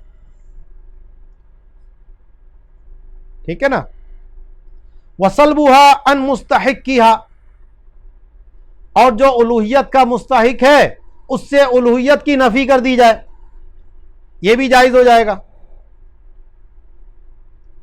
تو جناب فَأَيُّ قُصُورٍ وَفَسَادٍ وَنَقْصٍ أَعْظَمُ مِنْ هَذَا، تو کون سا قصور اور فساد اور نقص ہے جو اس سے بڑھ کر ہو بھائی؟ وَهَذَا التَّقْدِيرُ يُؤَدِّي إِلَىٰ تَخْلِيطٍ عَظِيمٍ وَتَخْرِيبٍ جَسِيمٍ، اور یہ مان لینا کہ جناب قدرت اور ارادہ جو ہے وہ محال سے بھی تعلق رکھتی ہیں، تو جناب اس سے تو ایسی تخلیط عظیم حاصل ہوگی اور اتنا بڑا فساد حاصل ہوگا جس کی کوئی مثال نہیں۔ تو لا یبقى معه عقل ولا نقل ولا ایمان ولا کفر، تو اس فرض پر، اس تقدیر پر تو نہ عقل رہے گی، نہ نقل رہے گی، نہ ایمان رہے گا، نہ کفر رہے گا۔ الہ نہ رہا، واجب نہ رہا، تو پھر باقی کیا رہا؟ جب واجب الوجود سے ہی سب کا وجود ہے، جب واجب الوجود کی فنا تو سب خود بخود فنا، باقی کیا بچا؟ وجود ہوگا تو ایمان و کفر ہوگا، وجود ہوگا تو عقل و نقل ہوگی، تو یہ کائنات ساری کی ساری تو واجب الوجود کی محتاج ہے، ایک آن ایک لمحے کے لیے بھی اس سے اس کو استغنا نہیں ہے۔ تو اس بات سے جب الہ کا انتفاع لازم آ رہا ہے تو باقی پھر بچا کیا ہے؟ ٹھیک ہے جی، وہ آگے انشاءاللہ بحث آ رہی ہے پوری اس پہ۔ تو آگے یہیں پر ابن حزم جو غیر مقلدین کا بڑا امام ہے، تو اس نے ایک بہت ہی بڑی بکواس کی تھی کہ اللہ تعالیٰ اپنے لیے بیٹا بنا سکتا ہے، اور اس کو بھی یہی خط لگا تھا کہ ورنہ تو قدرت ناقص رہ جائے گی۔ تو اس پہ انشاءاللہ اسی مقام سے کل ہم اس گفتگو کو آگے بڑھائیں گے، اور ان کی جو غلطیاں ہیں اور اسی پر آگے جو دیگر چیزیں چلتی ہیں، جو لوگوں کو بہت سے خبط ہوئے ہیں اس حوالے سے کہ صحیح طور پر وہ قدرت کے مفہوم کو، ارادے کے مفہوم کو نہیں سمجھے، جس سے وہ غلطیاں کر کے غلط عقیدے اختیار کر لیتے ہیں۔ انشاءاللہ اس پر تفصیل سے ہم کل گفتگو کریں گے۔ تو وما علینا الا البلاغ المبین۔